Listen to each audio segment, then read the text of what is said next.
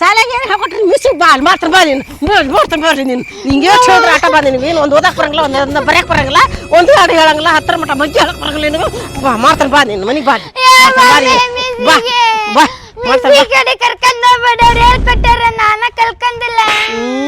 ಬಾ ಟೀಚರ್ ಮನೆಗೆ ಹೋಗಿ ಬಾಲ್ ಅವ್ರು ಏನು ಹೇಳ್ಕೊಟ್ರ ನೀ ಏನು ಕಲ್ಕಂತಿದ್ದಿ ನೀ ಏನು ಓದೋದು ಬರೋದು ಮಾಡ್ತಿ ಬಾಲ್ ಕೇಳ್ತ ಬಾಲ್ ಬಾ ಬಾ ಟೀಚರ್ ರೀ ಟೀಚರ